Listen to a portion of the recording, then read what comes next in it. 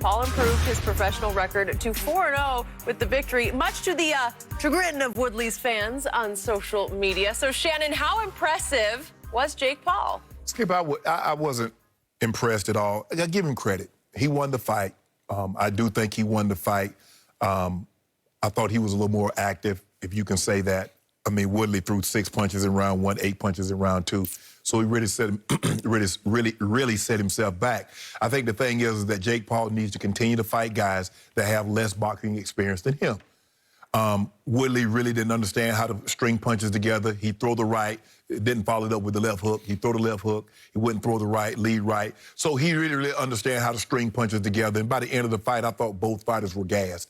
But for me, Skip, look, it shows the state of what boxing is. And people want to see a fight so bad that they're watching two guys, one guy's a YouTuber, the other guy's a retired MMA guy fight, because boxing won't give them the fights that we really want to see. And we know what the fights are.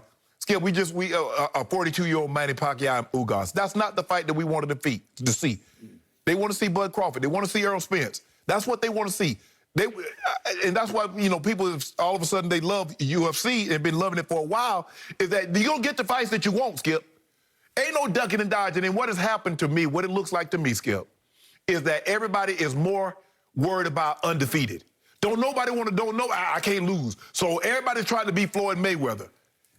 Come on, guys, stop this. This is not what boxing is meant to be. Fight. But when I look at this, Skip, I mean, come on. Paul landed 79 punches, although Woodley landed more of the power shots. Look, what it was is what it thought it would be. I don't look at this as like, oh, man, I'm expecting to see some great boxing. I take it for what it is, Skip. That's what I do. I take it for what it is. Therefore, I'm not going to be disappointed. But Jake Paul is okay for doing what he's doing, but you and I both know he's not beating anybody. This was a catchweight at 190. He's not beating anybody that has any boxing experience at that weight.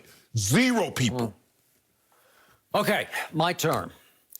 I was impressed with what I saw last night, and I was way more into it than you sound like you were into. Yeah. I was fascinated by this matchup because maybe there is a dearth of boxing, and maybe I was spoiled through the glory years of Ali when I covered all the great Ali matches against Frazier and Foreman and Norton and name them. Yeah, but Skip, you was covering sports in the 80s when you had the 4 Kings.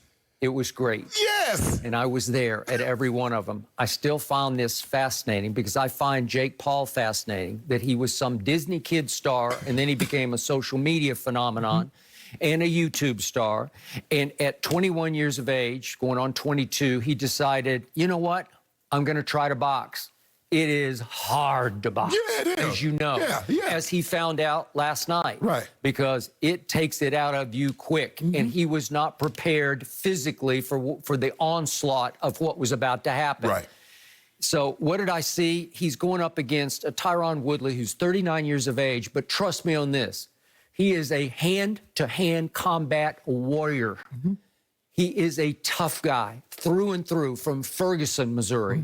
Who took this fight personally. You could see after the fight, he does not like Jake Paul. And he took it very, very seriously personally that somebody hurled some insults from Jake's camp at his mom at the press conference 2-3 days back, right? Yeah. Not the weigh-in, but the press conference.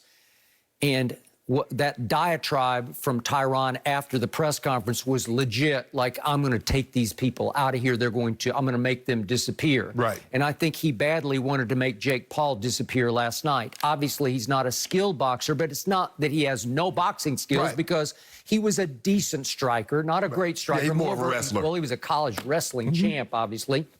But the point is, this was not easy for Jake Paul. And he got thrown into the limelight in his home area of Cleveland, obviously, and it looked sold out to me. They announced a sellout. 16,000. Look, I'm only looking on TV, pay-per-view. Cavaliers wish they could get that kind of crowd. That is correct, but it looked like every seat was filled to me, and the crowd got into it, and it was like crazy. There's your Chappelle in the house. I got it. I'm with you. I thought the whole night was electric. I was into it. The more I watched, the better I liked it. Right. So what did I see for the first 3 rounds? I saw Jake Paul dominate this fight slowly but surely. They both kind of eased into it in the first round because I think neither was quite sure what to make of each other. And Tyron said after the fight, he said, we knew he could take a punch, that he was not going to go down. That was a quote from Tyron. So they had that much respect for a young Jake Paul. Again, he's fairly athletic, but what I started to see early on, because this was his first true test, remember, he beat a YouTuber in his first fight.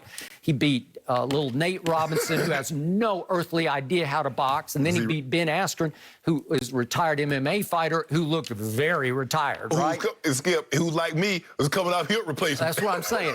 That was joke, and joke. This was no joke for a young boxer who's just trying to figure it out. Right. He does have some boxing skills, because the irony of Jake Paul last night was all of his damage is here. It's all he was much better with his left. His left is quick, and it has pop to it.